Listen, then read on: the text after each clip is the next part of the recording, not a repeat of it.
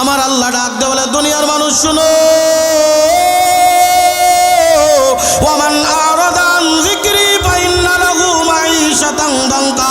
এই দুনিয়ার জমিনে যদি আল্লাহর জিকির থেকে, আল্লাহর স্মরণ থেকে তুমি দূরে থাকো, আল্লাহ তাআলা বলেন এই দুনিয়ার জমিন সংকীর্ণ হয়ে যাবে, শান্তি খুঁজে কোনোদিন পাবে না। জিকিরওয়ালা বান্দা দিলের ভিতরে শান্তি। মসজিদের ইমাম সে 5,000 10,000 টাকা বেতন পায়, সালাম দিয়ে জিজ্ঞাসা করবেন হুজুর কেমন আছেন, আলহামদুলিল্লাহ। কি কোন কথা ঠিক না? কোটি কোটি টাকার মালিক, সালাম দিয়ে জিজ্ঞাসা করবেন স্যার কেমন আছেন, কোটি কোটি টাকার মালিক বলবেন না অবস্থা ভালো না, দিনকাল ভালো যাচ্ছে না, ব্যবসা বাণিজ্য ভালো না। এই যে আলহামদুলিল্লাহর এই ভালো নার মধ্যে পার্থক্য আছে না নাই? এই পার্থক্য তৈরি করে দিয়েছেন কে?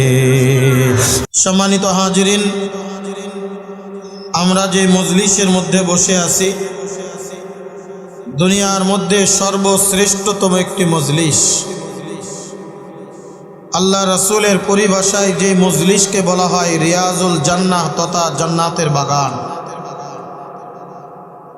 যে মজলিসে আসলেই আল্লাহ তাআলা গুনাহ খাতাগুলি মাফ করে দেন, বলেন সুবহানাল্লাহ। যে মজলিসে বসলেই আল্লাহ পাক রব্বুল আলামিন তার নেয়ামতের অসংখ্যতম নেয়ামত, রহমতের সাকিনা বৃষ্টির ন্যায় বর্ষণ করতে থাকে। যে মজলিসের আখিরে মোনাজাত দিয়া যদি কোনো বান্দা ওঠে, আল্লাহ পাক রব্বুল আলামিন আসমান থেকে একজন ফেরেশতা পাঠিয়ে দেন। ওই ফেরেশতা ঘোষণা করতে থাকে, ইয়া আবদাল্লাহ কুমু মাগফুরাল লাকুম। ও আল্লাহর বান্দা, তোমরা এই মজলিস থেকে এমনভাবে উঠো, আল্লাহ পাক রব্বুল আলামিন তোমাদের জীবনের সকল গুনাহ খাতাগুলি মাফ করে দিয়েছে।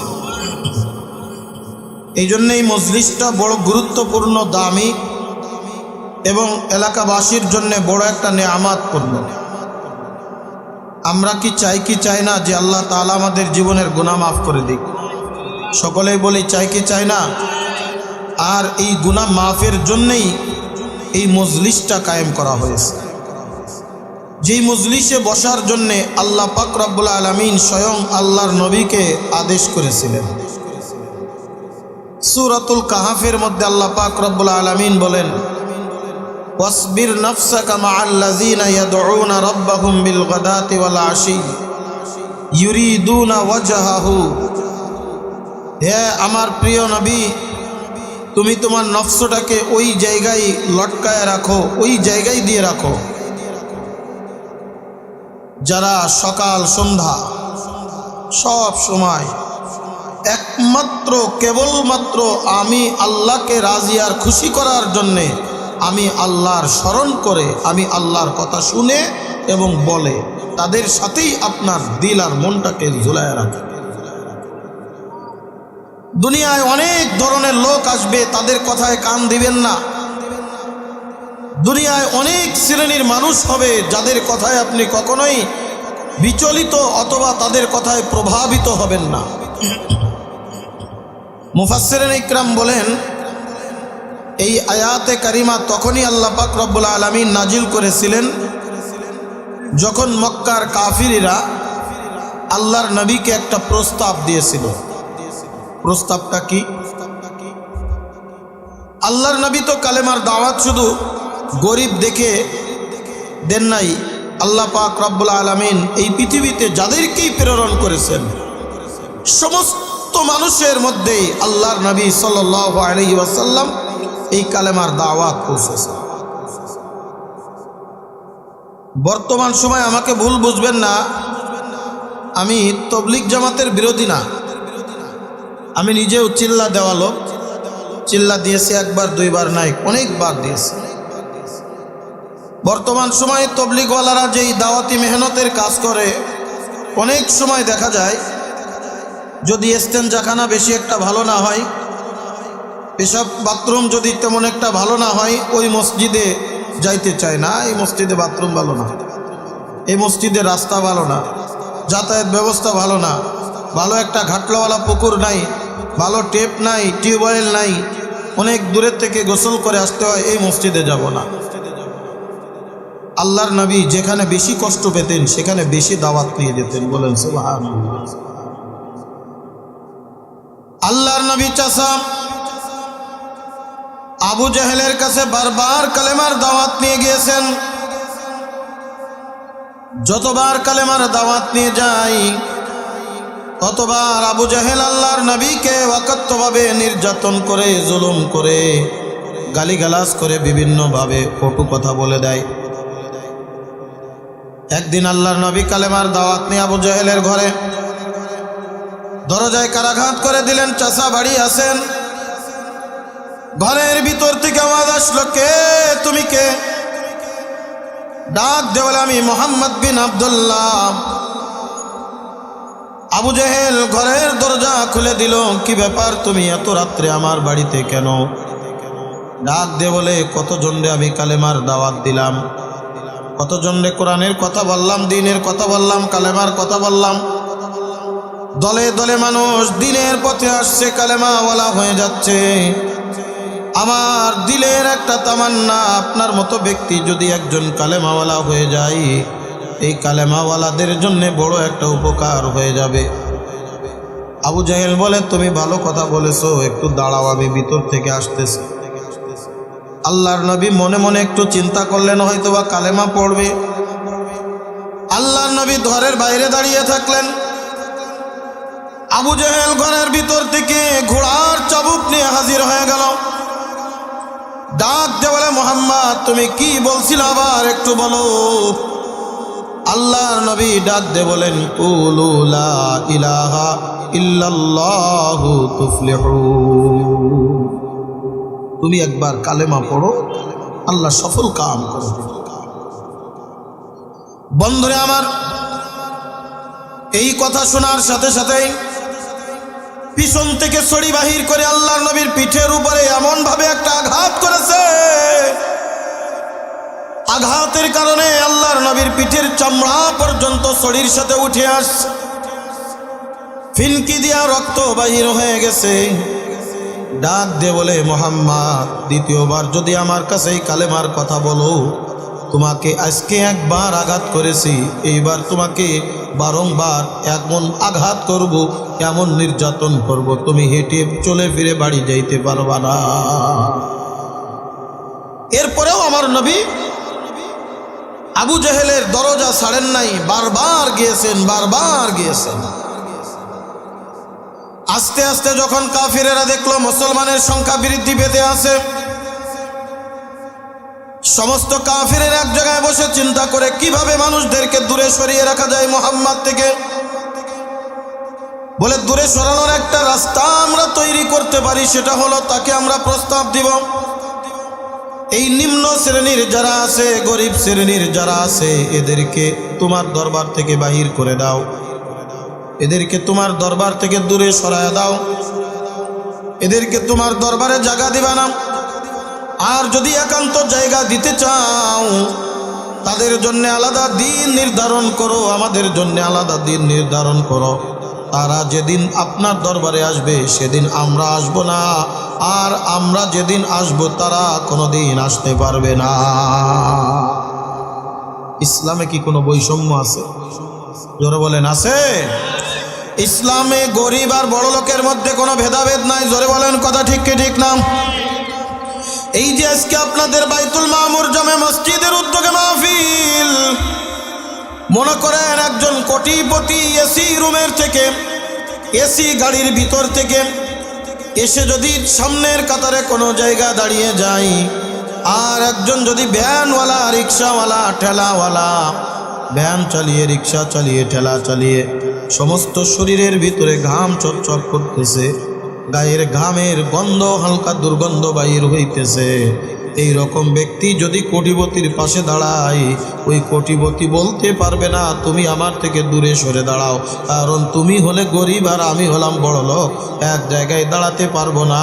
এই রকম করলে ওই বড় লোক যদি 1000 রাকাত নামাজ পড়ে, ওই নামাজ আল্লাহর দরবারে কবুল হবে না। জোরে কোন কথা ঠিক কিনা? ইসলাম সবসময় সম্মতা শিক্ষা দেয়, ইসলাম সবসময় অধিকার শিক্ষা দেয়। ইসলাম কখনো বৈষম্য রাখে না, কে ধনী কে গরিব তার মধ্যে পার্থক্য তৈরি করে না, কে কোটিপতি কে দুনিয়ার মধ্যে ফকির। আপনার বাসায় ভিক্ষা করে এসে নামাজে দাঁড়ালো, আপনিও তার পাশে দাঁড়াবেন, বলতে পারবেন না তুমি সরে দাঁড়াও। এমনকি কথায় কথা চলে আসলো, বলে যাই আপনাদের এলাকায় আছে কিনা জানি না, দেখবেন যারা একটু টাকাওয়ালা পয়সাওয়ালা অথবা মসজিদের দায়িত্বশীল সভাপতি সেক্রেটারি অমুক সাহেব তাদের জন্য দেখবেন মসজিদে আলাদা জায়গা ধরে রাখা হয়। এই জায়নামাজে অমুক বসবে, এই জায়নামাজে অমুক বসবে, এই জায়নামাজে অমুক বসবে, জায়নামাজগুলো ফেলায় রাখে। আল্লাহর কসম করে বলি, মসজিদের মধ্যে একমাত্র ইমামের জায়গা ব্যতীত দ্বিতীয় আর কারোর জায়গা নির্ধারণ করে রাখা যাবে না। কথা ঠিক? তুমি যেই হও, তোমার জন্য মসজিদে যেখানে আসবা, যেখানে জায়গা পাবা, সেই জায়গায় তুমি দাঁড়িয়ে যাবা। এমনকি মসজিদের মুয়াজ্জিনের জায়গাও মসজিদের মধ্যে নির্ধারিত নয়। মুয়াজ্জিন আজান দিয়ে বাইরে গেছে, যদি সামনের কাতার পূরণ হয়ে যায় মুয়াজ্জিন দ্বিতীয় কাতারে দাঁড়ায় ইকামত দিবে।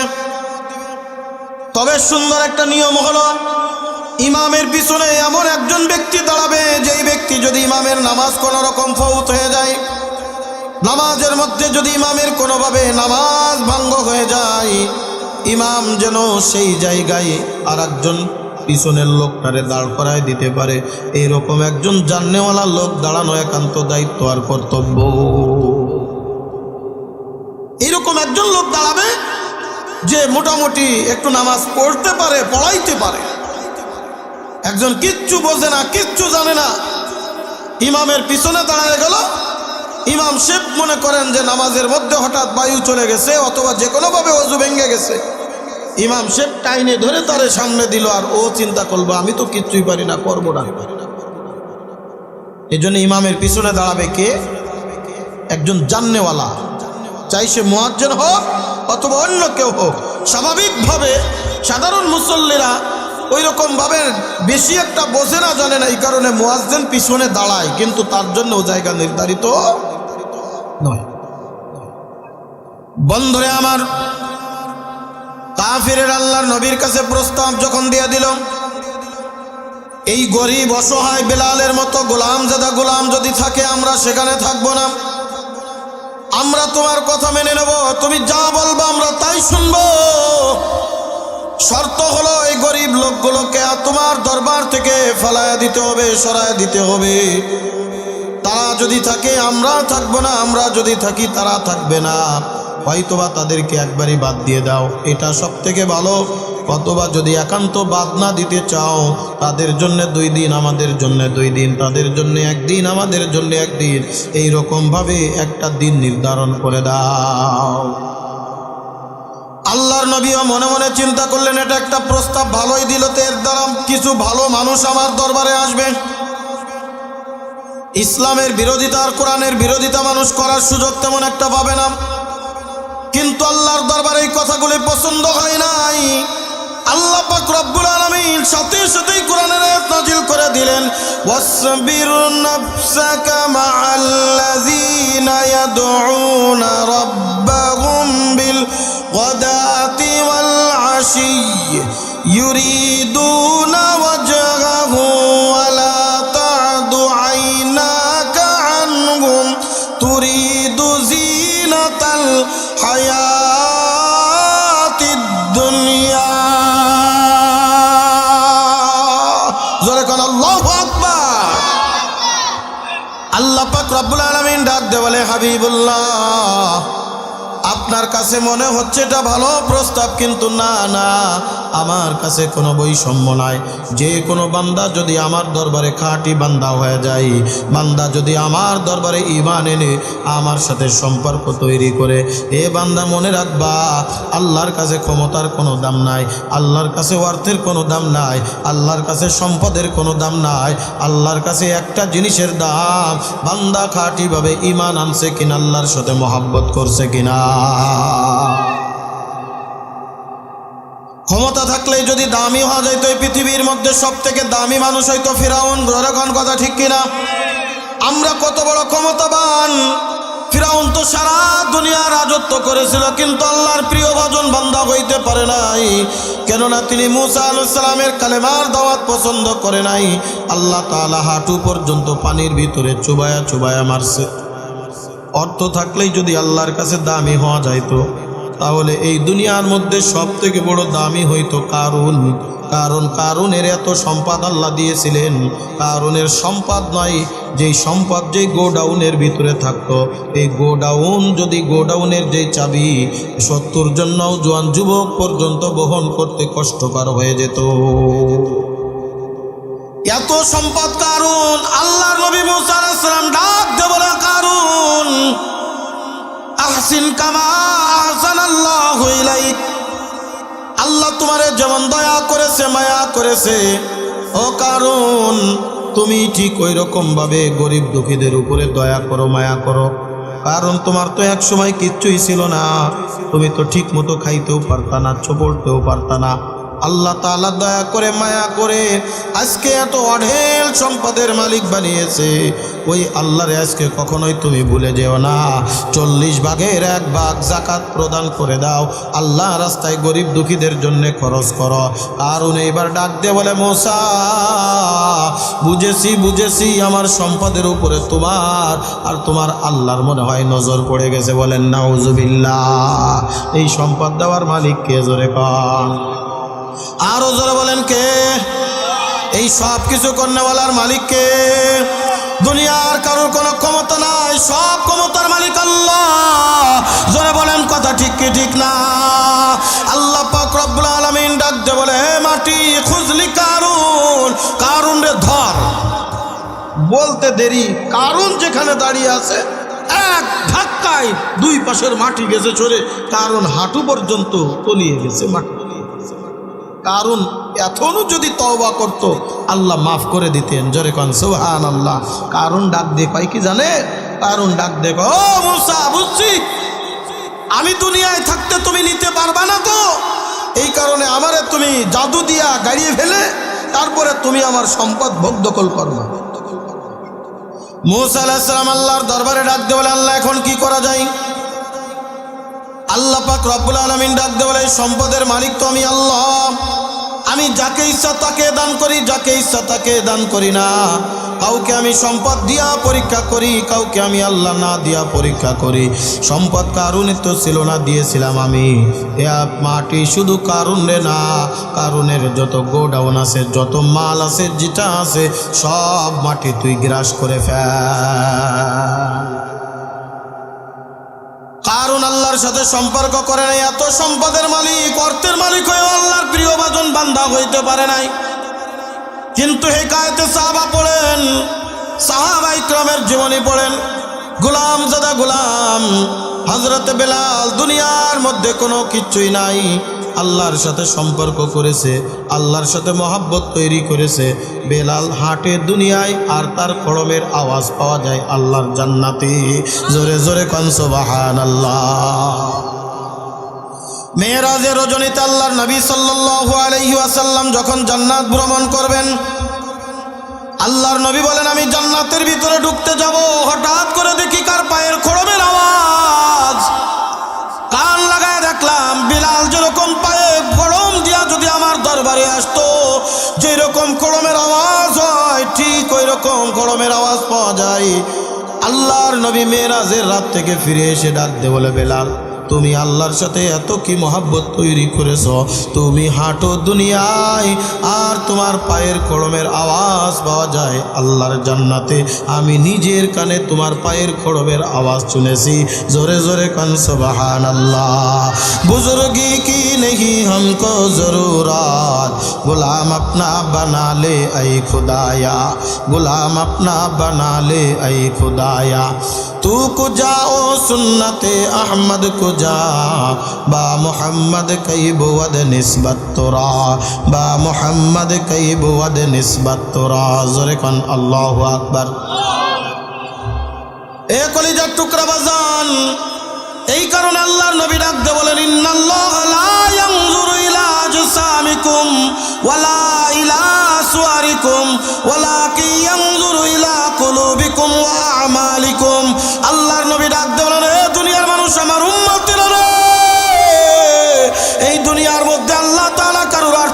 তাকান না, আল্লাহ তাআলা কারোর ক্ষমতার দিকে তাকান না, আল্লাহ তাআলা কারোর সম্পদের দিকে তাকান না, আল্লাহ তাআলা কারোর চেহারার দিকে তাকান না।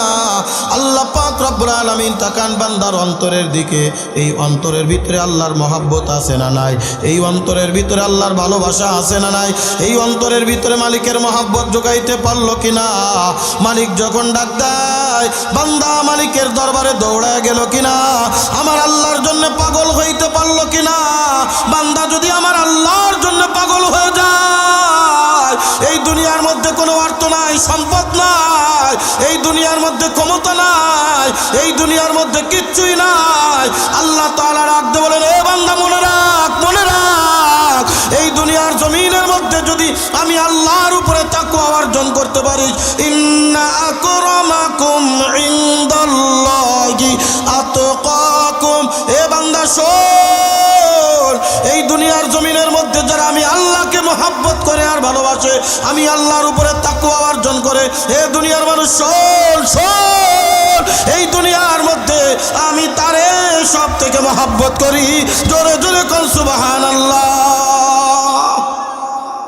কিচ্ছু নাই দুনিয়ায়, কিন্তু মহব্বত আছে কার সাথে? জোরে কন না। আল্লাহর নাম নিতে ভয় লাগে না আল্লাহর নাম নিতে মজা লাগে? এই মজা দিয়েছেন কে?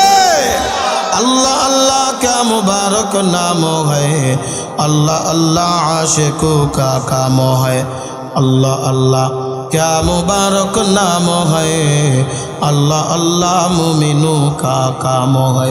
এই আল্লাহর নামের ভিতরে যদি মজা পাও তবেই তুমি মনে করবা আল্লাহর প্রিয় বান্দা হইতে পারছো। এই আল্লাহর নামের ভিতরে যদি মজা না আসে রে বাজার, তুমি দুনিয়ার যত যাই কিছু হও না কেন, আল্লাহর দরবারে তুমি প্রিয় হইতে পারবা না। এই কথাটাও আমার নামে সরাসরি কোরআন থেকে আলোচনা করছি বাজান, গভীর মনোযোগ। আল্লাহ পাক রব্বুল আলামিন ইমানদার তার প্রিয় ভাজন বান্দাদের কিছু গুণ বর্ণনা করেছেন। আল্লাহ পাক রব্বুল আলামিন ডাক দিয়ে বলেন, ইন্নামাল মুমিনুনাল্লাযীনা ইযা যুকিরাল্লাহু ওয়াজিলাত কুলুবুহুম ওয়া ইযা তুলিয়াত আলাইহিম আয়াতুহু যাদাতুহুম ঈমানাও ওয়া আলা রাব্বিহিম ইয়াতাওয়াক্কালুন। সূরাতুল আনফালের ২য় নম্বর আয়াত আল্লাহ পাক রব্বুল আলামিন বলেন, এই দুনিয়ার জমিনের মধ্যে তারাই আমার প্রিয় ভাজন বান্দা, তারাই হলো খাঁটি ইমানদার, তারাই হলো মুমিন, তারাই হলো মুত্তাকি, তারাই হলো আমার প্রিয় ভাজন। এই দুনিয়ার মধ্যে যারা ইজা যুকিরাল্লাহু ওয়াজিলাত কুলুবুহুম, বান্দা যখন জিকির করে, আল্লাহর নাম স্মরণ করে, অথবা তার সামনে আল্লাহর নাম স্মরণ করানো হয়, বান্দা সাথে সাথে আল্লাহর জন্যে এমন একটা পাগল আর জজবা তৈরি হয়ে যায়। ওয়াজিলাত কুলুবুহুম, অন্তরের ভিতরে একটা আলাদা ধাক্কা দিয়ে দেয়, আমার আল্লাহ কই, আমার আল্লাহ কই, আমার আল্লাহ কই। বান্দা সব সময় জিকিরের জন্য দিলটা বড় পাগল, আল্লাহর নাম ছাড়া তার ভালো লাগে না। দুনিয়ার গান বাজনার ভিতরে পাগল হয় না, পাগল হয় আমার মাওলার। এ কলিজার টুকরা যুবক, এ আমার মুরব্বী বাপজান, পর্দার অন্তরালের মাগো, আজকে তুমি কোন দুনিয়ার পিছনে পাগল? আজকে তুমি গান বাজনার ভিতরে পাগল। আজকে মোবাইলে তুমি যখন দেখো গান বাজনা দেখতে থাকো, মজা লাগে। রাত্রে তুমি শুয়ে আসো, ওই মোবাইল দেখতেছো আর গান বাজাচ্ছো, গান বাজাইতেছো, তোমার ভিতরে আলাদা একটা মজা চলে আসছে। না না, একজন ইমানদার বান্দা আমার আল্লাহ ছাড়া আর কাউরে মজা দিতে পারে না, আমার আল্লাহর জিকিরের জন্য পাগল হয়ে যায়। বান্দা যখন হাটে চলে ডাক দেয় সুবহানাল্লাহ, আলহামদুলিল্লাহ, আল্লাহু আকবার, লা ইলাহা। বান্দা যখন খাইতে বসে বিসমিল্লাহ বলে খায়, বান্দা যখন হাটে আল্লাহর নাম স্মরণ করতে থাকে, বান্দা যখন ঘুমাইতে যায় ডাকে কারে, জোরে কর। বান্দা সব সময় আমার মাওলা আল্লাহর জিকিরের পাগল। বান্দা যত বেশি আমার আল্লাহরে ডাকে, বান্দার অন্তরের ভিতরে আল্লাহর মহাব্বত তৈরি হয়ে যায়, ভালোবাসা তৈরি হয়ে যায়। কলিজার টুকরা বাজান রে, আল্লাহ তাআলা ডাক দে বলে, বান্দা তুমি স্মরণ রাখো, তোমার অন্তরের ভিতরে যদি আমার মহাব্বত না আসে, আমি আল্লাহরে ডাকার ভিতরে যদি মজা না পেয়ে যাও, এই দুনিয়ার জমিনেও তুমি শান্তি পাবা না, আখিরাতের জমিনেও শান্তি পাবা না। আল্লাহ তাআলা ডাক দে বলেন সূরাতুত তাহা, গভীর মনোযোগ সহকারে শুনবেন। আল্লাহ পাক রব্বুল আলামিন বলেন, ওয়ামান আ'রাদা আন যিকরি ফাইন্না লাহু মাঈশাতান দানকা ওয়া নাহশুরুহু ইয়াওমাল কিয়ামাতি আ'মা ক্বালা রাব্বি লিমা হাশারতানি আ'মা ওয়া কাদ কুনতু বাসীরা كذلك أتتك آياتنا فنسيتها وكذلك اليوم تنسى الله أكبر الله আল্লাহ পাক রব্বুল আলামিন ডাক দিয়ে বলে, দুনিয়ার মানুষ শুনে রাখো, আমি জিকিরের ফজিলত বর্ণনা করলাম যে তুমি ইমানদার হবা। এখন যদি বলেন, যদি হুজুর আমি জিকির না করি, আল্লাহরে না রাখি, তাহলে আমার কি হবে? আল্লাহ পাক রব্বুল আলামিন ডাক দিয়ে বলে, দুনিয়ার মানুষ শোনো, ওয়ামান আরাদা আন যিকরি, যারা আমার জিকির থেকে নিজেরে গোটায় রাখবে, যারা দুনিয়ার জমিনের মধ্যে আমি আল্লাহর জিকির করবে না, আমি আল্লাহরে স্মরণ করবে না, আমি আল্লাহর নাম জপবে না, আমি আল্লাহর নামের ভিতরে মজা পাবে না, মনে রাখবা দুনিয়ার জমিনে আমি একটা আযাব দিব, আখিরাতের মধ্যে একটা আযাব দিব। দুনিয়ার মধ্যে একটা শাস্তি, আখিরাতে একটা শাস্তি। আল্লাহ তাআলা ডাক দিয়ে বলেন, মাঈশাতান দানকা, এই দুনিয়ার জমিনটা তার জন্য আমি একেবারে সংকীর্ণ করে দিব। এই দুনিয়ার জমিন এত জায়গা, তার জন্য কোনো আরাম থাকবে না, শান্তি থাকবে না। এ কিশোরগঞ্জের মুসলমান, শান্তি দেওয়ার মালিক জোরে বলেন কে? টাকায় শান্তি দিতে পারেনি, ক্ষমতায় শান্তি দিতে পারেনি, দুনিয়ার কোনো কিছুতেই শান্তি দিতে পারে না। শান্তি দেওয়ার মালিক কে জোরে বলেন? আমার একটা গল্প বারবার মনে পড়ে যায়, এই কথা যখন আমি বলি প্রায় এই গল্পটা বলে থাকি।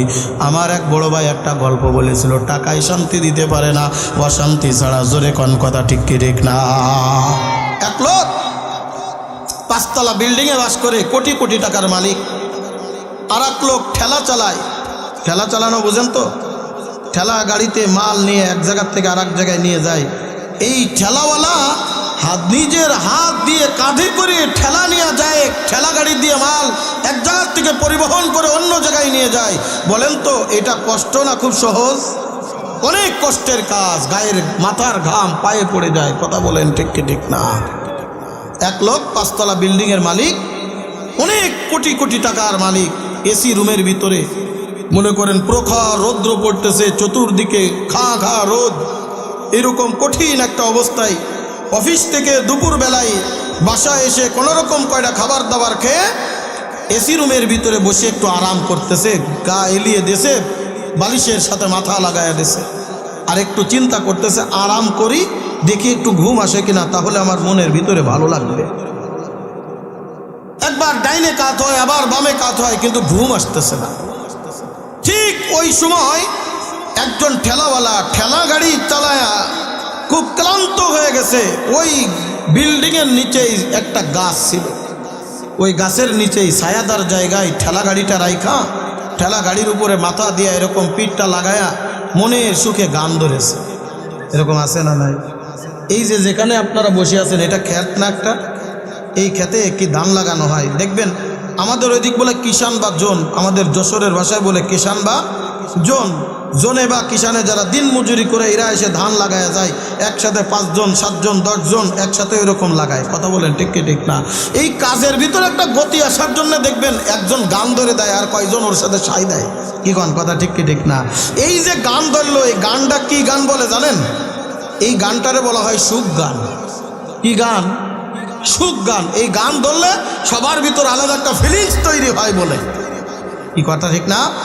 এই আগে হলো, বর্তমান তো ভ্যান গাড়িতে মোটর সিস্টেম করা আছে। আগে আমাদের গ্রামে দেখছি ভ্যান গাড়িতে পা দিয়ে এরকম পেডেল মাইরা মাইরা সাইকেল যেরকম চালায়, ওই রকম ভাবে ভ্যান গাড়ি চালানো হইতো, কার ঘাম পড়তেছে আর গান ধরেছে। আমি এক চাষার একদিন ডাক দিয়ে বলতেছে, চাষা তোমার এত কষ্ট হচ্ছে তুমি গান গাচ্ছ। কয় মনি বুঝবা না তুমি, গান গাইলে পেডেল মারা একটু জোরটা বাড়ে, না হলে কেমন কেমন জানি একটু লাগে। দুঃখের সময় গান কাজের স্পৃহা বাড়ে। ওই ঠেলাওয়ালা মাথার ঘাম পায়ে ফেলে কষ্ট করে দুপুর বেলা একটু আরাম করার জন্য ঠেলাওয়ালার ঠেলা গাড়ির উপরে মাথা রেখে মনের সুখে গান ধরেছে। এই গান একতলা দোতলা তিনতলা পার হয়ে পাঁচতলায় ওই কোটিপতির ঘরের ভিতরে যে ধাক্কা দিছে। কোটিপতি মনে মনে চিন্তা করতেছে, আমি এত টাকার মালিক, আমার মনে শান্তি নাই, এত পেরেশানি নিয়ে আমি ঘুমাইতেও পারতেছি না, কার মনে এত সুখ জাগলো, কে আমার থেকে কোটিপতি? এই দারোয়ান দেখ তোকে। দারোয়ান গেট খুলে তাকায়, দেখে ডাক দিয়ে কয়, স্যার এটা তো কোনো কোটিপতি না, এটা হলো ফকিরপতি একটা। এটা কোন পতি? ফকিরপতি একটা। এ তো কোটি টাকার মালিক না, ঠেলাওয়ালা। বলে ঠেলাওয়ালার ভিতরে এত সুখ কোনতে আসলো, ধরে নিয়ে আয় উপরে। ঠেলাওয়ালার কলার ধরে নিয়ে চলে গেছে, চল স্যার তোরে ডাকে। ঠেলাওয়ালা বড্ড ভয় পেয়ে গেছে, কোটিপতি আমারে কেন ডাকতেছে, কোটিপতি আমারে কেন ডাকে, কি অন্যায় করলাম, কি অপরাধ করলাম, কি অপরাধ করলাম। চলে গেছে এসি রুমের ভিতরে। যখন ঠান্ডা হওয়া লাগছে, ওই ঠেলাওয়ালার ভিতরে বড্ড ভালো লাগছে, একটু নড়ে চড়ে দাঁড়াইছে। স্যার কত ভালো লাগতেছে আমার, প্রখর রৌদ্রের ভিতরে মাথার ঘাম পায়ে পড়তেছিল, কত সুন্দর একটা আরাম লাগতেছে। এইবার ওই কোটিপতি ডাক দে, বলে তুমি কি করো? বলে ঠেলা চালাই। বলে ঠেলা চালাও? কত টাকার মালিক, কত কোটি টাকার মালিক তুমি, তোমার মনে এত সুখ আর শান্তি কোথার থেকে আসলো আমার একটু বলবা? মনের সুখে তুমি দুপুরবেলায় গান ধরেছ, তোমার গান আমার কানে আসে আর ডিস্টার্ব করে। আমি এত চেষ্টা করি, কত টাকার ঘুমের ঔষধ খাইলাম কিন্তু ঘুম হয় না। আসে না এরকম ব্যক্তি? জোরে কান আসে না? নাই, ঘুমের বড়ি খায় ঘুম হয় না। আবার দেখবেন আগেরকার মুরব্বীদের দেখছি সারাদিন মাঠে কাজ করে ওই পান্তা ভাত আর কাঁচামরিচ দিয়া খাইয়া যখন বিছানায় যায় পিঠটা লাগায়, লাগানোর সাথে সাথে দেখবেন নাক ডাকা শুরু হয়ে গেছে। জোরে কোন কথা ঠিক কি ঠিক না? ঘুম কার দান? আরো জোরে কোন? এটা আল্লাহর দান। কথা বলেন ঠিক কি ঠিক না? ওই ঠেলাওয়ালা ডাকতে বলে, স্যার আমি কত কোটি টাকার মালিক, কেমনে বললেন? আরে আমি তো ঠেলা চালাই, কোটি টাকার মালিক হইলে কি ঠেলা চালাইতাম নাকি? আমি তো দিন আনি দিন খাই, একদিন যদি আমি ঠেলা না চালাই তাহলে তো আমার পরের দিন খাবার জুটবে না। আমি সারাদিন ঠেলা চালাই, কোনো রকম 200-300 টাকা ইনকাম করি, ওই টাকা দিয়া চাল কিনি, ডাল কিনি, তরকারি কিনি, আর মনে যা চাই তাই কিনি। পরের দিন যদি আমি কাজে না যাই, পরের দিন না খেয়ে থাকা লাগবে। আমি আবার কোথায় টাকার মালিক হলাম? মনে করেন খুব সুন্দর করে স্যাররে বুঝাইছে, স্যার খুশি হয়ে গেছে। খুশি হয়ে চিন্তা করলো, তোর মনে যেহেতু এত সুখ, এই নে ধর তোরে 5 লাখ টাকা দিলাম, নগদ হ্যান্ড ক্যাশ 5 লাখ টাকা দিয়ে দিছে। এখন বলেন তো এই 5 লাখ টাকা পেয়ে খুশি না বেজার? ও খুশিতে আটখান। আরে সুবহানাল্লাহ, যা জীবনে কোনোদিন দেখি নাই তার আমার হাতে। এই 5 লাখ টাকা নিয়ে ও ঠেলার কথা ভুলে গেছে, যে ঠেলা তার জীবিকার রোজগার ছিল। ঠেলা থুয়ে দিয়ে দৌড় এক বাড়ি যে ডাক দেবো, বিবি কই? বিবি দৌড়ায় এসে কয়, কি এত সকাল সকাল আপনি বাড়ি, আজকে কি কিছু পাইছেন? কয় না পাই নাই, কিন্তু দান বসাই দিছি আজকে। কি বসাই দিছি? দান বসাই দিছি। বলে কপাল দেখ কপাল, খালি খুঁটা দিতি আমার মতো স্বামীর গত করবি না। কি আছে না? নাই, যদি স্বামী একটু গরিব হয়, মহিলাদের পছন্দ দেখবেন আলাদা একটা পছন্দ। কি কোন কথা ঠিক কিনা? যে মা বাপ কি দেখে যে তোর সাথে বিয়ে দিল, কত কোটিপতি ঘুরে বেড়াইছে। কি কোন কথা ঠিক না? দেখ আমার কান কপাল। এবার কয় দরজা বন্ধ কর। দরজা বন্ধ করে দিছে। দেওয়ার পরে এবার ঘটনা সব খুলে বলছে। ঘটনা খুলে বেলার পরে এইবার স্ত্রী ডাক দিয়ে গেছে, স্বামী তাহলে 5 লাখ টাকা দিয়ে কি করবা কও? এবার একটা পরামর্শ করো, কি করবা?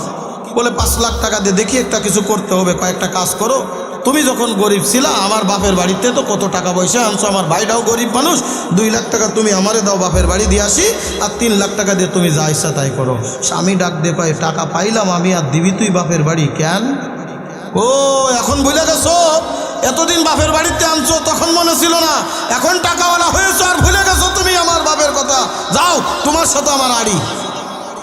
স্বামী আর স্ত্রীর মধ্যে কথা বন্ধ হয়ে গেছে, স্বামী স্ত্রী রান্নাও করে না আর খাবারও নাই, ভেজাল শুরু না, কি কয় ভেজাল ভেজাল লেগে গেছে গা। যেই স্ত্রী কোনোদিন মুখের উপরে কথা বলে না, ওই স্ত্রী আর রান্নাও করে না। আস্তে আস্তে সন্ধ্যা হয়ে গেল, আর ওই ঠেলাওয়ালার ভিতরে পেরেশানি বেড়ে গেল, আর ঘুম নাই, কি নাই কথা কয় নাই না, বোঝেননি আমার কথা, ঘুম নাই, পেরেশানি বেড়ে গেছে। যদি কোনো প্রকার লোকজন টের পেয়ে যায়, ডাকাতি করে ঘর ভেঙে নিয়ে যাবে, বেড়ার ঘর। আর যদি কোনো রকম পুলিশ জানতে পারে, তাহলে তো বলবে এত টাকা তুই কই পাইলি, কোনো জায়গাতে ডাকাতি করে আনছিস নাই চুরি করে আনছিস। সারা রাত ঘুমাইতে পারেন, একটা পাতা পড়লেও চমকে চমকে ওঠে, না জানি চোর চলে আইছে নাকি, না জানি ডাকাত চলে আসলো নাকি, সারা রাত ঘুমাইতে পারে না। সকাল হয়ে গেছে, রাত্রে কিছু খাবার খায় না। যে স্ত্রী স্বামী যে ছাড়া থাকতে পারতো না, দুইজন দুই জায়গায় যে ঘুমায় আছে, কেউ কারোর দিক তাকায় না, কারোর ঘুম হয় না, কারোর ঘুম হয় না। স্ত্রী চিন্তা করে খালি ঘুমা, তারপরে দেখবো তোর অবস্থা, টাকা নিয়ে এমন জায়গায় চলে যাব জীবনে কোনো দিন খুঁজে পাবি না। এই কিশোরগঞ্জের মুসলমান দেখবেন এমন বজ্জাত মহিলা এলাকার মধ্যে আছে, ওই যে স্বামী বিদেশ থেকে কোটি কোটি টাকা পাঠায়, লাখ লাখ টাকা পাঠায়, মাথার গাম পায়ে ফেলে যেই টাকা পাঠায়, এই বাংলাদেশের জমিনে বৈশাখ কিছু কিছু বজ্জাত মহিলা দেখবেন পরের ঘরে ভাগ্যা যায়। জোরে কোন কথা ঠিক কিনা, আছে না নাই? এইরকম হাজার হাজার নজির আছে। এই স্বামী রাত্রে ঘুম নাই, স্ত্রীরও রাত্রে ঘুম নাই, আস্তে আস্তে দিন পার হয়ে যায়। কি করবে টাকা দিয়া, কিভাবে কি করবে কিছুই বুঝে আসে না। একদিন পার হয়ে গেল, 2 দিন পার হয়ে গেল, 3 দিনের দিনটা করে, এরকম তো চলে না, এইরকম দিন চলবে না। পেরেশানি তো বাড়ানোর ঘুমানোর জন্য আনছিলাম টাকা, টাকাই তো পেরেশানি বাড়ায় দিল। যেই স্ত্রী কোনোদিন আমার থেকে দূরে থাকতো না, ওই স্ত্রী আমার সাথে কথাও বলে না, রান্নাও করে না, খাইতেও পারি না, ক্ষুধার যন্ত্রণার কত সহ্য করব। 3 দিনের দিন ওই ঠেলাওয়ালা ওই 5 লাখ টাকা নিয়ে 5 তলা বিল্ডিং এ হাজির, ডাক দিয়ে কই স্যার বাসা আছে, স্যার ডাক দিয়ে বলে কে, বলে আমি ওই ঠেলাওয়ালা। দরজা খুলে দিছে, ডাক দিয়ে বলে কি আরো টাকা লাগবে, কই না স্যার টাকা লাগবে না, আপনার 5 লাখ টাকা রাখেন, আর আমার সুখ আর শান্তিটা, আরামের ঘুম আমারে ফেরত দেন। জোরে জোরে কোন কথা ঠিক কিনা? টাকাই শান্তি দিতে পারে না, শান্তি দেওয়ার মালিককে। জোরে কোন, মনে করেন ক্ষমতা পাইলেই শান্তি না।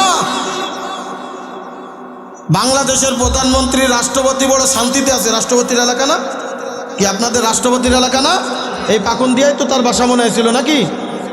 হ্যাঁ, এই কিশোরগঞ্জের কৃতি সন্তান তো তিনি ছিলেন নাকি?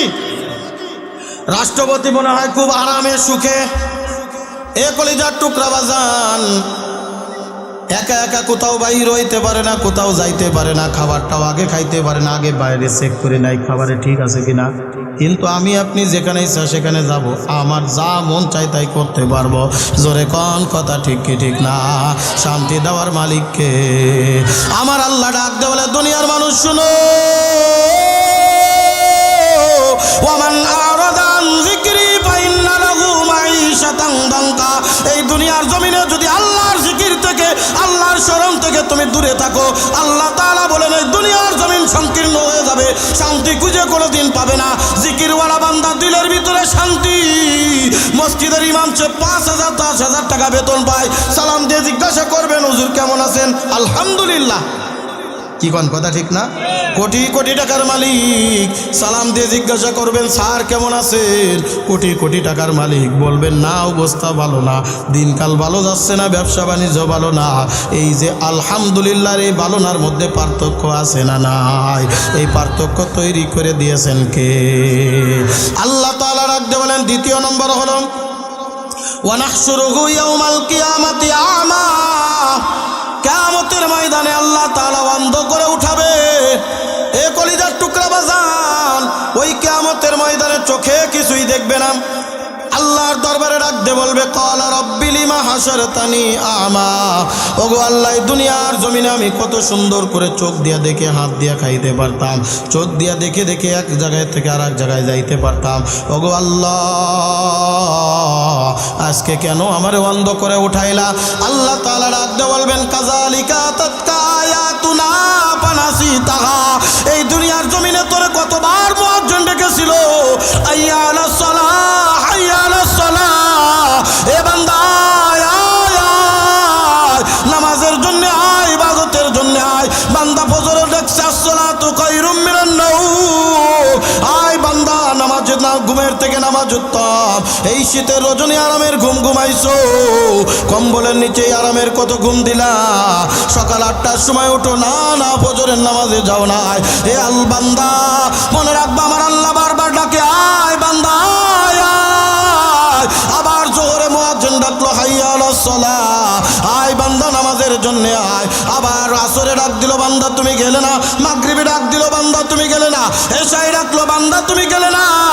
আমার আল্লাহ ডাকতে বলবে এ বান্দা রে, এই দুনিয়ার জমিনে মুয়াজ্জিন 5 বার ডেকে যায় আল্লাহর দিকে আয়, আয় ইবাদতের দিকে আয় আয় আয়। না বান্দা তুই নামাজের কাছে যাইতে পারলি না, না বান্দা তুই ইবাদত গুজার করতে পারলি না, বান্দা তুই মসজিদে যাইতে পারলি না, বান্দা তুই দুনিয়ার কাজের ভিতরে লিপ্ত হইতে পারলি।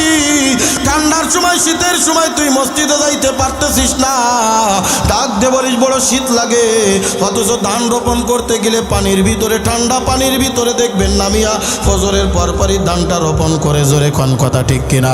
এখন যদি সকালবেলায় আপনার ঢাকায় যাওয়া লাগে, তখন ঘুম ওই ঠান্ডা কোথায় যায়? এ কলিজার টুকরা যুবক মুরব্বী বাবজান, এ পর্দার অন্তরালের মাগো, আয় কলিজার টুকরা বাজান, আজকে দুনিয়ার পিছনে আমরা পাগল হইলাম, আমার আল্লাহর সাথে সম্পর্ক তৈরি করতে পারলাম না রে যুবক। এ দুনিয়ার মানুষ শুনো, ওই অন্ধকার কবরে যদি একবার ধরা খায়া যাও, অন্ধকার কবরে বাঁচানোর মতো কেউ থাকবে না। জোরে জোরে কোন কথা ঠিক কি ঠিক না? আল্লাহ তাআলা বলেন খুতবাতের ভিতরে আমি যে আয়াত তেলাওয়াত করেছি, এই দুনিয়ার জমিনের মধ্যে আল্লাহ পাক রব্বুল আলামিন আমাকে আপনাকে কেন সৃষ্টি করেছেন, কেন তৈরি করেছেন, আর আমরা দুনিয়ার জমিনে কি কাজ করে যাইতেছি। কলিজার টুকরা বাজান গভীর মনোযোগ, আল্লাহ পাক রব্বুল আলামিন ডাকতে বলে দুনিয়ার মানুষ শুনে রাখো, এই দুনিয়ার জমিনে আমি তোমাদেরকে এমনিতেই পাঠাই নাই, এই দুনিয়ার জমিনে খেল তামাশা করার জন্য পাঠাই নাই, এই দুনিয়ার জমিনে হাসি তামাশা করার জন্য পাঠাই নাই, দুনিয়ার নাজ নিয়ামত ভক্ষণ করার জন্য পাঠাই নাই। আমি আল্লাহ তাআলা এই দুনিয়ার জমিনের ভিতরে পাঠাইছি ওয়ামা খালাকতুল জিন্না ওয়াল ইনসা ইল্লা লিয়াবুদুন।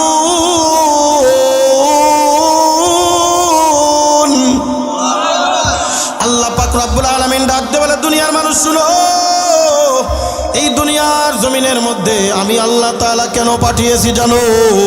একটাই মাত্র কারণ, এ বান্দা এই দুনিয়ার জমিনে মুয়াজ্জিন যখন ডাক দিবে হাইয়া আলাস সালাহ হাইয়া আলাল ফালাহ, বান্দা আয় নামাজের দিকে আয়, বান্দা আয় কামিয়াবির দিকে আয়, বান্দা তুমি দুনিয়ার সমস্ত কাজ ফালায়া দাও, নামাজ রে বলো না কাজ আছে, কাজ রে বলো আমার নামাজ আছে। জোরে জোরে কোন কথা ঠিক কি ঠিক না? আজকে দুনিয়ার সব কাজ করতে পারো, এ কলিজার টুকরা যুবক, কোন দুনিয়ার পিছনে পাগল হয়ে গেছো? আমিও তো তোমাদের মতো একটা যুবক। মসজিদের মুয়াজ্জিন কতবার ডাকে যুবক তুমি মসজিদে গেলে না, ও মুরব্বী বাপজান দেখতে দেখতে চুল দাড়ি পাকায় ফেললা, আজকে তুমি মসজিদে যে ইবাদত করতে পারলা না। অথচ আল্লাহ তাআলা এই দুনিয়ার জমিনে আমাকে আপনাকে বানাইছেন একমাত্র ইবাদতের কারণে। ইবাদত করব কার? আরো জোরে বলেন কার? আর একটু জোরে বলেন আল্লাহু আকবার। अल्लाह अल्लाह क्या मुबारक नाम है, अल्लाह अल्लाह आशिकों का काम है, अल्लाह अल्लाह क्या मुबारक नाम है, अल्लाह अल्लाह मुमिनों का काम है। जोरे कन अल्लाहु আকবার। আজকে এই যে আপনাদের শিমুলিয়া উত্তরপাড়া বাইতুল মামুর জামে মসজিদের উদ্যোগে মাহফিল, মসজিদের উদ্যোগে মাহফিল দিয়েছো, এ বড় সাধুবাদ জানাই। কিন্তু আমি আপনাদের কাছে জানতে চাই, এই এলাকার ভিতরে যত মুসলমান আছো, এই এলাকার ভিতরে, এই মহল্লার ভিতরে, এই মসজিদ মহল্লার ভিতরে যত মুসলমান আছো, যদি সবাই নামাজে যাইতে পারো তবে মাহফিল উপকার, নতুবা এই মাহফিল দিয়া কোনো লাভ নাই। জোরে জোরে কোন কথা ঠিক কি ঠিক না? এই মাহফিল তখনই সার্থক হবে যদি এই মাহফিলের মাধ্যমে মানুষ নামাজি হয়ে যায়। কারণ এই পৃথিবীর জমিনে আমাকে আল্লাহ কেন বানিয়েছে?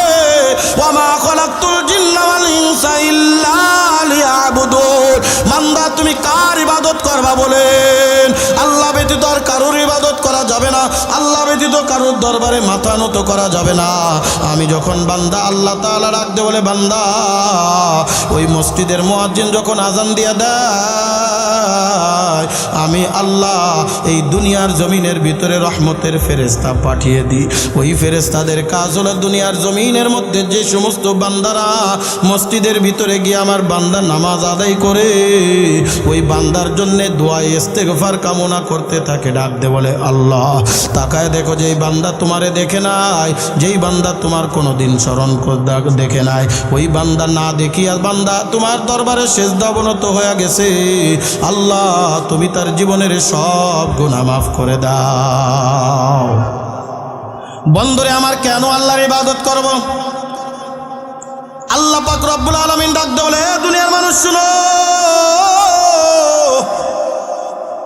একজন বান্দা যখন মসজিদের মুয়াজ্জিন আযান দেওয়ার সাথে সাথে ওযু করে বাড়ির দিক থেকে রওনা দিয়ে দেয়, সব থেকে উত্তম হলো আযানের পরে ওযু হবে কোথায়? কথা কয় না? বাড়িতে ওযু হবে। ওযু করে যদি মসজিদের দিকে নামাজের উদ্দেশ্যে রওনা দিয়ে দাও, আল্লাহর নবী বলেন প্রত্যেকটা কদমে কদমে আল্লাহ তাআলা একটা করে নেকি দান করে দেন, একটা করে গুনাহ মাফ করে দেয়, একটা মর্যাদা মর্তবা আল্লাহর দরবারে বেড়ে যায়। জোরে জোরে কোন সুবহানাল্লাহ। ওই বান্দা যখন মসজিদে প্রবেশ করতে যাবে, ওই বান্দা যখন মসজিদে প্রবেশ করতে যাবে, আল্লাহ তাআলা ডাকতে বলে এ ফেরেশতারা রে, তাকায় দেখ আমার বান্দা। মুয়াজ্জিন ডাকছে, দুনিয়ার সব কাজ ফেলায় দিছে, আমার বান্দা মসজিদের দিকে দৌড়া চলে আসছে। ফেরেশতারা, এই বান্দার জীবনে কোনো গুনাহ আছে নাই দেখ। ফেরেশতারা ডাকতে বলবে আল্লাহ, এই বান্দার একটা দুইটা না হাজারো গুনাহ। আল্লাহ তাআলা ডাক দিয়ে বলবেন এ ফেরেশতারা রে, এই ঘর দুনিয়ার কারোর ঘর না, এই মসজিদ জোরে কোন কার ঘর? হাযা বাইতুল্লাহ, এই মসজিদ হলো আল্লাহর ঘর। আমার আল্লাহ ডাক দিয়ে বলে ফেরেশতারা রে, যে বান্দা আমারে দেখে নাই, আমার ঘরে ইবাদতের উদ্দেশ্যে আসছে, এ ফেরেশতারা ওই বান্দা গুনাহ নিয়ে মসজিদে ঢুকবে, আমি আল্লাহর সহ্য হয় না। যা ফেরেশতারা যা যা যা, ওই বান্দা জীবনে যত গুনাহ করেছে সব গুনাহ খাতা তোদের মাথায় বোঝায় নিয়ে নে। ওই বান্দা যেন নিষ্পাপ মাসুম বাচ্চা হইয়া আমার ঘরে প্রবেশ করে যায়। জোরে জোরে কোন সুবহানাল্লাহ। শুধু ওয়াজুদ আসে রহমাতাল লিল আলামিন, মসজিদে ও শুধু হামারো ये जमीन, मस्जिदे ও শুধু হামারো ये जमीन। अल्लाह अल्लाह क्या मुबारक नाम है, अल्लाह अल्लाह आशिकू का काम है। जोरे कन अल्लाहु আকবার। এই বান্দা যে মসজিদে প্রবেশ করলো গুনাহ আছে? কথা কয় না, গুনাহ আছে? একেবারে নিষ্পাপ মাসুম বান্দা হয়ে মসজিদে প্রবেশ করবে। আল্লাহর নবী বলেন আমার যে উম্মত 5টা কাজ করে মসজিদে আসতে পারে, আল্লাহ জীবনের সব গুনাহ মাফ করে দেয়। কয়টা কাজ? মসজিদে প্রবেশ করা সুন্নাত তরিকা কয়টা? মসজিদে প্রবেশ করা সুন্নাত কয়টা? আমরা শুধু জানি মসজিদে প্রবেশ করার সময় দোয়া পড়তে আল্লাহুম্মা আফতাহলি আবওয়াবা রাহমাতিক, শেষ না, এটা পরিপূর্ণ দোয়া নয়। মসজিদে প্রবেশ করার সুন্নাত নিয়ম হলো 5টা। 1 নম্বরে আমি যখন মসজিদে প্রবেশ করব তখন ইতিকাফের নিয়ত করব। কিসের নিয়ত? কথা কয় না? ইতিকাফের নিয়ত করব। 2 নম্বর, আমি যখন মসজিদে প্রবেশ করব ডান পা আগে মসজিদের ভিতরে দিব, তারপরে বাম পা দিব। আগে কোন পা?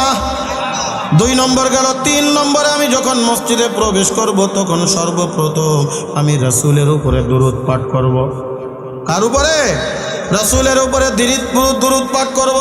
4 নম্বরে যখন আমি মসজিদে প্রবেশ করব বিসমিল্লাহ বলে প্রবেশ করব। 5 নম্বরে যখন মসজিদে প্রবেশ করব আমি দোয়া পাঠ করে মসজিদে প্রবেশ করব, আল্লাহুম্মা আফতাহলি আবওয়াবা রাহমাতিক। এইটা হলো 5 নম্বরের সুন্নাত। আগের 4টা সুন্নাত কই গেল? এ কলিজার টুকরা বাজান কিশোরগঞ্জের মুসলমান, 40-50 বছর ধরে মসজিদে যাও, আজ পর্যন্ত কোনোদিন হক আদায় করে মসজিদে যাইতে পারছনি?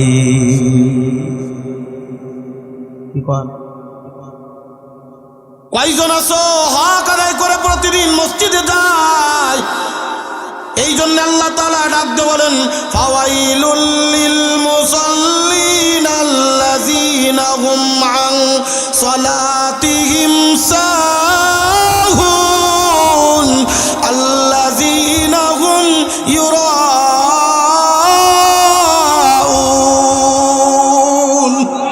কষ্ট হচ্ছে আপনাদের?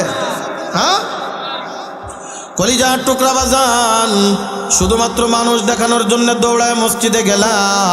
আল্লাহ তাআলা ডাক দিয়ে বলেন, দুনিয়ার মানুষ শোনো, যারা শুধুমাত্র ফাওয়াইলুল লিল মুসাল্লিন, ওই সমস্ত মুসল্লিরা নামাজ পড়ে ওয়াইল নামক জাহান্নামে যাবে।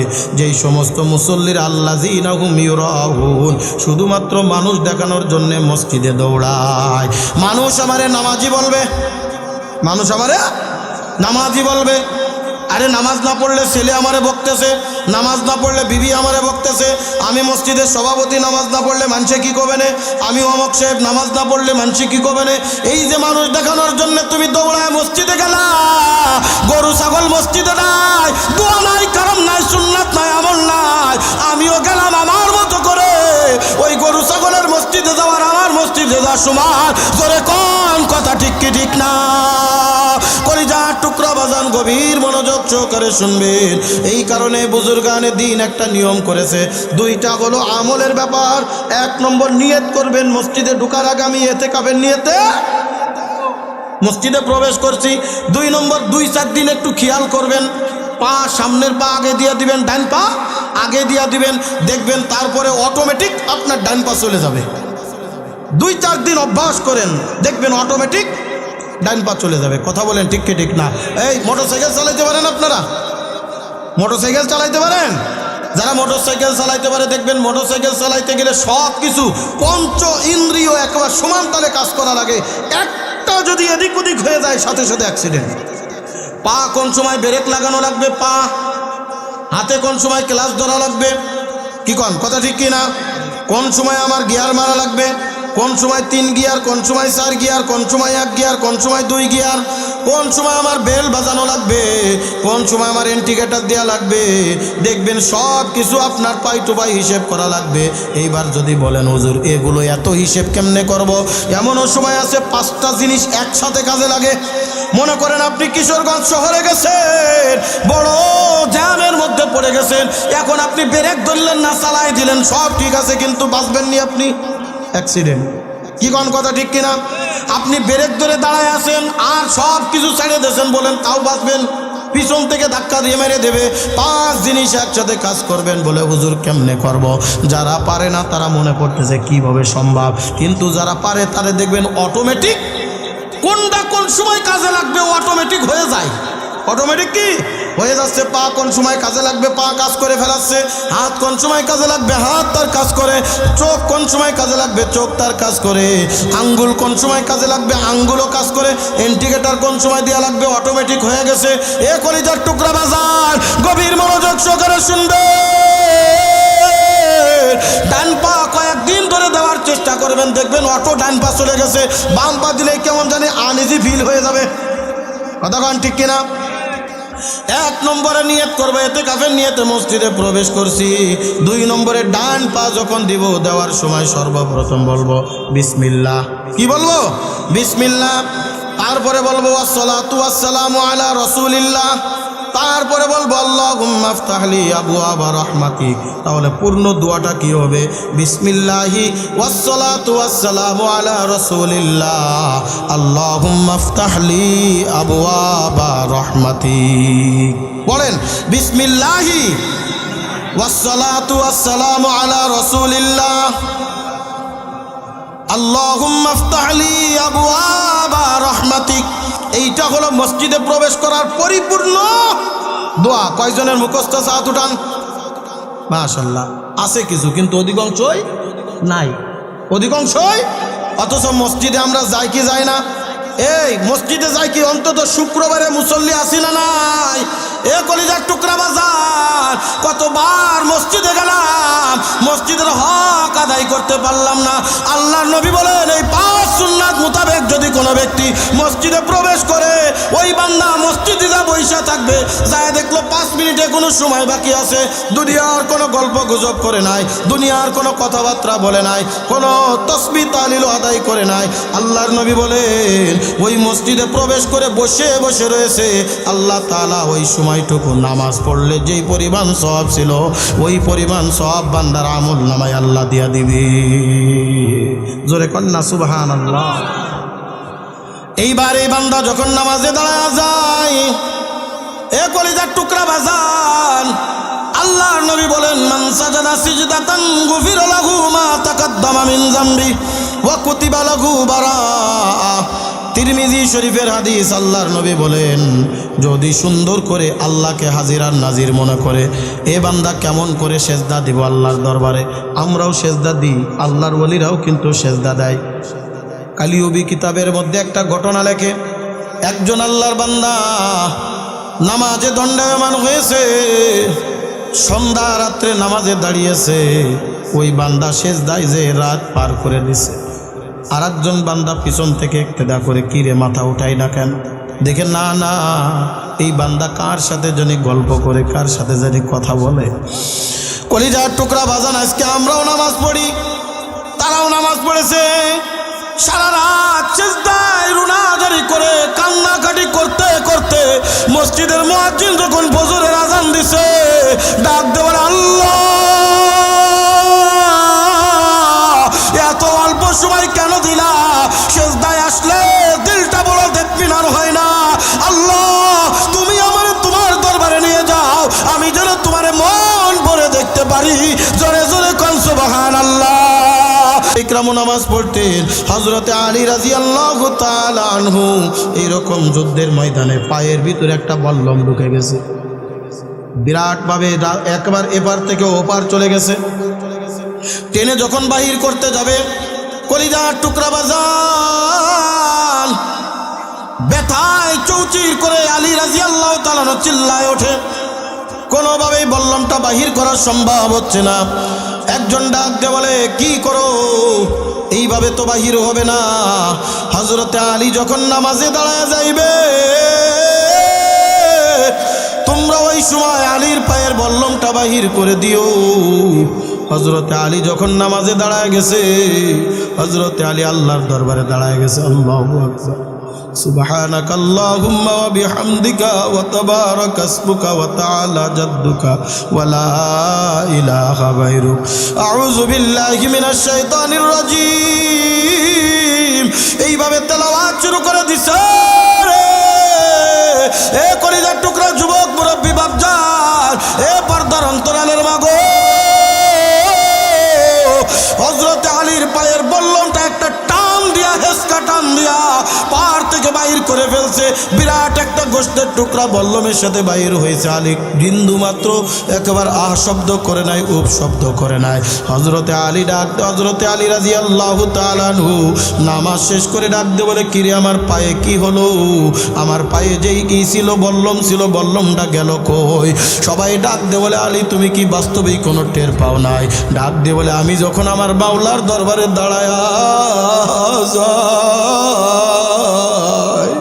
আমি যখন আল্লাহু আকবার বলি, আমার আল্লাহর দরবারে দাঁড়ায়, দুনিয়ার কোথায় কি আছে আমি কিচ্ছুই বলতে পারি না। না না না, তখন আমি তাকে আমার মাওলার ইশকে পাগল হইয়া, আমার মাওলার দেয়ানায় পাগল হইয়া, জোরে কন্না আল্লাহু আকবার। माशुकों से क्या मजा है, आशिकों से पूछियो, शाखे गुल में क्या मजा है बुलबुलों से पूछियो शाखे गुल में क्या मजा है बुलबुलों से पूछियो जन्नत दोज़ख से या रब क्या करो आरज़ू है मैं तुझे देखा करो आरज़ू है मैं तुझे देखा करो पूरे गिलमन जैसे नेमत है तो उससे नेमत दीदारे खुदाए तू उससे नेमत दीदारे खुदाए तू ज़रा कन्ना अल्लाहु अकबर। हजरत आली बोलेन आमी ओई माওলার ইবাদত করি না যে আল্লাহর আমি দেখি না অর্থাৎ আমি যখন আলী নামাজে দাঁড়িয়ে যাই আল্লাহর কুদরতের চেহারা আমি আলীর সামনে চলে আসে আমি আল্লাহর কুদরতি পা দেখি আর আল্লাহর কুদরতি পায়ে সিজদা করি আমার আল্লাহ ডাক দেওরে বান্দা তোমরা এমন ভাবে ইবাদত করো যেরকম ভাবে ইবাদত করলে আল্লাহ তোমার সামনে আসে। আল্লাহর নবী মেরাজের রজনীতে মেরাজে গেলে আল্লাহর নবী আসার সময় মনটা বড় বেজার আল্লাহ তাআলা ডাক দিয়ে বলে হাবিবুল্লাহ আপনি কি আমারে দেখে খুশি হইতে পারেন নাই আল্লাহর নবী বলেন আমার মতো খুশি এই পৃথিবীর জমিনে আর কেউ নাই আল্লাহর নবী আল্লাহ তাআলা ডাক দিয়ে বলে ও হাবিবুল্লাহ তাহলে আপনার মুখটা কেন বেজার আল্লাহর নবী ডাক দিয়ে বলেন ইয়া রাব্বাল আলামিন আমি যখন দুনিয়ায় যে মেরাজের ঘটনা বর্ণনা করব আপনার সাথে আমার সাক্ষাৎ হয়েছে এই কথাটা বর্ণনা করব আমার উম্মতেরা কি আপনারে দেখতে পারবে না আমার উম্মতেরা কি আপনারে দেখতে পারবে না রে মালিক আমার উম্মতের কি সেই ভাগ্য নাই আল্লাহর নবী সাল্লাল্লাহু আলাইহি ওয়াসাল্লাম হাদিসে কুদসির মধ্যে উল্লেখ করে দিয়েছেন আসসালাতু মিরাজুল মুমিনিন ওগো নবী আপনি যান আপনার উম্মতদেরকে বলেন নামাজ হলো মুমিনের মেরাজ বান্দা যখন নামাজে দাঁড়ায় যাইবে আল্লাহ তার সামনে হাজির হইবে এই কারণে আমার আল্লাহ ডাকতে বলে বান্দা তুমি এমন ভাবে নামাজে দণ্ডায়মান হও কেমন জানি তুমি আল্লাহরে দেখতেছো তুমি যদি আল্লাহরে দেখতে না পাও তবে মনে মনে চিন্তা করো আল্লাহ তোমারে দেখতেছে জোরে জোরে কোন সুবহানাল্লাহ এই জন্য বলুন কার দরবারে ইবাদত করব ডাকবো কারে কার কুদরতি পে সিজদা করব রে বাজার আজকে যে মসজিদের উদ্যোগে মাহফিল এ কলিজার টুকরা বাজার আমি তোমাদের কাছে হাতে পায়ে দরদ কইরা যাই ওই নামাজ ছেড়ো না ইবাদত ছেড়ো না কারণ দুনিয়ার মধ্যে যত ইবাদত আল্লাহ তাআলা রেখেছেন সব থেকে উত্তম ইবাদত হলো নামাজ যেই নামাজের মাধ্যমে আল্লাহ সব আমল গুনাহ খাতা মাফ করে আল্লাহ সব খারাপ কাজ থেকে ফিরায় রাখে একজন সন্তান যখন খারাপ হয়ে যায় কোনো হুজুরের কাছে দোয়া নেওয়া লাগবে না ওই ছাত্রটারে ওই ছেলেটারে আপনি 5 ওয়াক্ত নামাজে মসজিদে পাঠায়া দেন সব বদ আমল ভালো করে দিবেন জোরে বলেন কে আমার কথা আল্লাহ তাআলা কোরআনুল কারীমের মধ্যে বলেন ইন্নাস সালাতা তানহা আনিল ফাহশাই ওয়াল মুনকার ওয়ালা যিকরুল্লাহ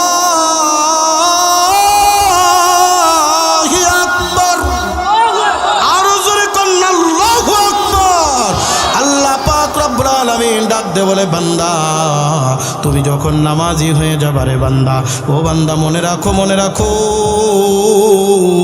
এই নামাজ সব প্রকার অশ্লীল বেহায়াপনা কাজ থেকে তোমার বিরত রাখবে আর এই নামাজ হলো আল্লাহর দরবারে বড় ইবাদত এই কারণে আজকের এই মাহফিল থেকে রাত 11টা বাজে গেছে অনেক কষ্ট হয়ে যায় মনে আপনাদের কষ্ট হচ্ছে মনে আপনাদের এই রাগ করছেন আমি আর বেশিক্ষণ আপনাদেরকে বিরক্ত করব না আমি অনেক ক্লান্ত একজন মানুষ এ কলিজার টুকরা বাজান গতকাল মাহফিল করছি ঝিনাইদহ জেলা সকালবেলায় রওনা দিয়েছি 1 মিনিটও আমি গাজীপুর অপেক্ষা করতে পারি নাই তাই নিয়ে সোজা চলে আসছি মসজিদে আপনাদের এখানে আসার সাথে খানা খাইতে গেলাম খানা খেয়ে আর একটু চার সুযোগ দেয় নাই একেবারে সরাসরি স্টেজে তার মানে সারাদিন গাড়ির ভিতরে আমি বড় ক্লান্ত কলিজার টুকরা বাজান মুরব্বী বাপজান এ আমার যুবক বাবাজান আমি যুবকদের জন্য একটা কথা বইলা যায় মাহফিলে দেখতেছি মুরব্বীদের থেকে যুবক বেশি যে এলাকার মধ্যে যুবকেরা নামাজি হয়ে যায় ওই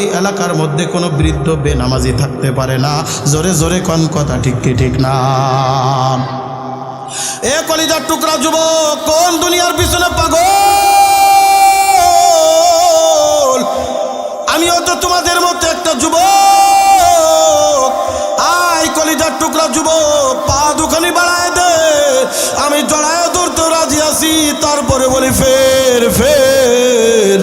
ওই জাহান্নামের আগুনের দিকে দৌড়ায়ও না, ওই গান বাজনা হারামের দিকে দৌড়ায় না রে যুবক। তুমি কি মনে করছো বয়স হোক তারপরে ইবাদত করব, বন্দেগি করব? তাকায় দেখো না কত যুবক আজকে অন্ধকার কবরে শুয়ে আছে। এই তো গত 2 তারিখে কুড়িগ্রাম উলিপুর থানায় একটা মাহফিলে গেলাম। আমার গাজীপুর মসজিদের মুসল্লি, তার সন্তান নাম হলো সাগর। এ কলিজার টুকরা বাজান, গত বছর আমি ওই কুড়িগ্রাম উলিপুর থানার মাহফিলে যখন গিয়েছিলাম, ওই সাগর মোটরসাইকেলে করে আমার বিভিন্ন জায়গায় নিয়ে ঘোরাঘুরি করেছিল। কত আমাকে আদর আপ্যায়ন করেছিল, নিজের হাতে পান বানায় খাওয়াইছিল, নিজের হাতে চা বানায় খাওয়াইছিল। গত 2 তারিখে আমি মাহফিলে গেলাম, ওই মাহফিলটা অন্য কোনো মাহফিল না। ওই সাগর মাত্র 21 বছরের নওজোয়ান যুবক, ওই 21 বছরের নওজোয়ান যুবকের রুহের মাগফিরাত কামনায় মাহফিল। আমি যখন মাহফিলে গেলাম চোখের পানি ধরে রাখতে পারি নাই। মাহফিলে যায় বয়ানের আগে দৌড়ে গেলাম সাগরের কবরের পাশে। সাগরের বাবা দুনিয়ায় বেঁচে আছে, আমার মসজিদের মুসল্লি ডাক্তার বকুল। ওই বাবা হাউ মাউ করে কাঁদে, হুজুর আপনি কি চিনেন? আমি বললাম গত বছর যখন আসছিলাম এই সাগর নামারে বাইকে করে ঘুরাইছিল, এই সাগরই তো আমারে পান বানায় খাওয়াইছিল, তার রুমেই আমারে থাকতে দিয়েছিল, তার রুমের ওয়াইফাই পর্যন্ত আমার কানেক্ট করে দিয়েছিল। আজকে সাগর দুনিয়ার জমিনে নাই। কক্সবাজার ঘুরতে গিয়া হোন্ডার সাথে অ্যাক্সিডেন্ট করে একেবারে জায়গায় স্পট দুনিয়ার থেকে বিদায়। কলিজার টুকরা যুবক, তুমি কি দেখো না কত যুবক আজকে অন্ধকার কবরে শুয়ে আছে? তুমি কি দেখো না কত যুবক আজকে অন্ধকার কবরে কি নিয়ে মাওলার কবরে যাও? এ পর্দার অন্তরালের মাগো, কোন দুনিয়ার পিছনে পাগল? তুমি কি দেখো না যে বাড়িতে একবার নতুন বউ হইয়া বাড়ির ভিতরে আসছিলা, মানুষ তোমারে কত আদর করেছিল, আপ্যায়ন করেছিল। তুমি রঙিন শাড়ি পরিধান করে যেই ঘরের ভিতর দিয়ে ঢুকছিলা, এমন একটা দিন আসবে 5টা টুকরা সাদা কাপড়ের কাপড় পরিয়া এই ঘর থেকে তোমারে বাইর করা হবে। এ পর্দার অন্তরালের মাগো, মসজিদের মুয়াজ্জিন প্রতিদিন 5 বার তোমারে ডাকে, আয় বান্দা আয়। এ যুবক না, তুমি মসজিদে গেলে না, ওই মাওলার দরবারে কি জবাব দিবা? কোনো জবাব দিতে পারবা না। আল্লাহর নবী বলেন ওয়াশাবুন নাশাউ ফি ইবাদাতিল্লাহ, ওই যুবক যেই যুবক যৌবনকালে আল্লাহর ইবাদত করেছে, আল্লাহ তাআলা কিয়ামতের ময়দানে আরশে আজিমের নিচে ছায়া দিয়া ওই যুবককে আল্লাহ তাআলা বিনা হিসেবে জান্নাত দিয়া দিবে। জোরে জোরে কোন সুবহানাল্লাহ। এই জন্যই মাহফিল থেকে আমরা নিয়ত কি করতে পারিনি ইনশাআল্লাহ। হুজুর বিগত দিনে যা গেছে গেছে, আজকের থেকে আর মসজিদের মুয়াজ্জিন যখন আযান দিবে বিনা ওজরে নামাজ কাজা করব না। কে কে নিয়ত করতে পারো? একটু দাঁড়াও যাও, একটু দাঁড়াও যুবক। এ মুরব্বি বাপজান, হাত উঁচু করে একটু দাঁড়ায় যাও। হুজুর আজকে নিয়ত করলাম। ও যুবক, এ পর্দার অন্তরের মা একটু দাঁড়াও, দাঁড়াও, একটু নিয়ত করো। আজকের থেকে আর নামাজ কাজা করব না। এ নিয়ত করতে পারবো না ইনশাআল্লাহ। আজকের থেকে আর হারাম পথে চলবো না, আজকের থেকে আর সুদ ঘুষ খাবো না, আজকের থেকে নবীজির সুন্নাত দাড়িতে আর কোনোদিন খুল লাগাইবো না। একটু যুবক দাঁড়াও, আল্লাহর দরবারে নিয়ত করো, আল্লাহর দরবারে একটু তওবা করো, আল্লাহর দরবারে একটু বলো, চোখের পানি ফেলা একটু আল্লাহরে ডাক দিয়া বলো, দেখবা আমার আল্লাহ তোমারে মাফ না করিয়া পারবে না। বসেন বাজান, বসেন। এই জন্য বাজান একটু চক্ষুটা বন্ধ করে মাথাটা নিচের দিকে লাগায়া মন রে বুঝাও রে মন। এই দুনিয়ায় কত কিছুই করলাম, কিছুই তো অন্ধকার কবরে যাইবে না। 3টা টুকরা 5টা টুকরা সাদা কাপড়ের কাপড় ছাড়ার কিছুই নিয়ে যাইতে পারবা না। কোন দুনিয়ার পিছনে পাগল, কোন সংসারের পিছনে পাগল, কোন দুনিয়ার মায়ার পিছনে পাগল, কিছুই তো সঙ্গে যাবে না। সঙ্গে যাবে নামাজ, কালাম, ইবাদত, বন্দেগি। আমি যদি নামাজ না পড়ি আল্লাহর দরবারে যাই, আল্লাহর নবী বলেন আউয়ালু মা ইউহাসাবু বিহিল আবদু ইয়াউমাল কিয়ামাতিস সালাহ, কিয়ামতের ময়দানে সর্বপ্রথম আল্লাহর নামাজের হিসাব নিবে। বান্দা তুমি নামাজ পড়ছো কিনা, বান্দা তুমি নামাজ পড়ছো কিনা। আল্লাহর নবী বলেন যদি কোনো বান্দা নামাজের হিসাব পুরোপুরি দিয়ে দিতে পারে, আমার আল্লাহর রহমতের দরিয়ায় জোশ বেড়ে উঠবে। যেই বান্দা প্রতিদিন 5 বার আমার কুদরতি পায়ে সিজদা করেছে, ওই বান্দারে আমি জাহান্নামে দিতে পারি না। ফেরেশতারা যা যা যা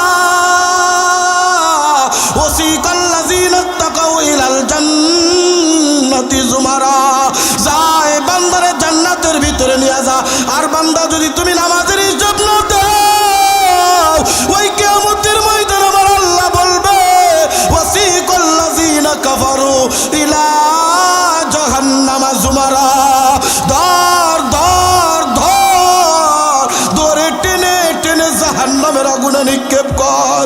কি নিয়া মাওলার কবরে যাচ্ছ রে বাজান, বুঝা শুননা মাওলার কবরে যাইও, ধরা খাইলে কিন্তু উপায় থাকবে না। আমার জন্য দোয়া করিয়েন, আমি আপনাদের জন্য দোয়া করে যাই। আমি মুসাফির, সারা বাংলাদেশের বিভিন্ন জায়গায় চলি, কতজন কত জায়গায় দুনিয়ার থেকে বিদায় নিয়ে চলে যায়। কলিজার টুকরা বাজান, গত কয়েকদিন আগে একটা ভিডিও দেখে আমি চোখের পানি ধরে রাখতে পারি নাই। গাইবন্দার একটা নওজোয়ান যুবক বক্তা, যারা ফেসবুক চালান, ইন্টারনেট চালান, দেখেছেন মনে হয়, বয়ান করতে করতে স্টেজেই দুনিয়ার থেকে বিদায় দিয়েছে। নওজোয়ান যুবক একটা বক্তা, কোনো রক্সিমন ছিল না, স্টেজের ভিতরে মাথা কাতয়া এইরকম সামনের টেবিলের উপরে মাথা দিয়ে ফেলছে। হাসপাতালে নিয়ে গেছে, হাসপাতালে তারে মৃত্যু ঘোষণা করেছে। এরপর থেকে চিন্তা করি, নুরানি দাদানি কবে দুনিয়ার থেকে বিদায় নিয়ে যায়। আমার জন্যও দোয়া করিয়েন, আমিও আপনাদের জন্য দোয়া করে যাই। আজ থেকে আল্লাহর হুকুম মতো জীবন গড়ব ইনশাআল্লাহ।